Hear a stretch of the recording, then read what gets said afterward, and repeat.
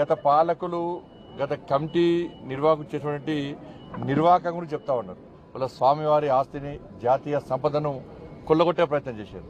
వాళ్ళ ఎర్రచందనం వీళ్ళంతా వీరప్పన్ వారసులు. అంతా కూడా వీరప్పన్ వారసుల చేతిలో ఉన్నటి వరకు కూడా టీటీడీ ఉండే. స్వామివారి పవర్ ఎంతో తెలుసు, స్వామివారి శక్తి ఎంతో తెలుసు. సరే సంవత్సరాలు వాళ్ళు ఆడిందే ఆట పాడిందే పాట కావచ్చు. ఇవాళ ఏమైంది పరిస్థితి? స్వామివారి జోలు పోతే ఏమైంది పరిస్థితి?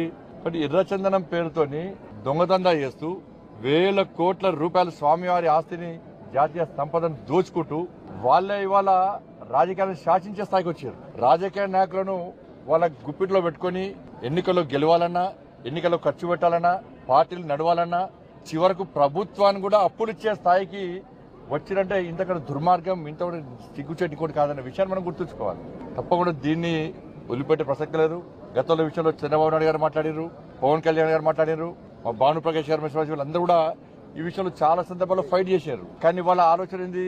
కాబట్టి దాన్ని వదిలిపెట్టే ప్రసక్తి లేదు. పూర్తిగా ఈ విషయాన్ని మా కేంద్ర హోంశాఖ మంత్రులు అమిత్ షా గారు తీసుకొస్తాం. తప్పకుండా దీన్ని నివేదికలు తెప్పించుకుంటాం.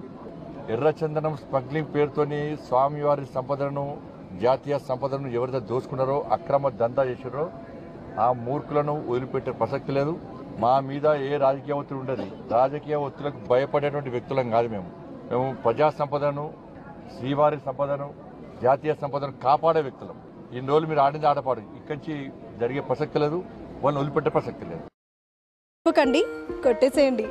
Please subscribe BCN channel. Please subscribe BCN channel. ఇందులో మీకు కావాల్సిన అన్ని రకాల హంగులు ఉంటాయి. Hi, this is MM Sri Lanka. Please subscribe to BCN channel.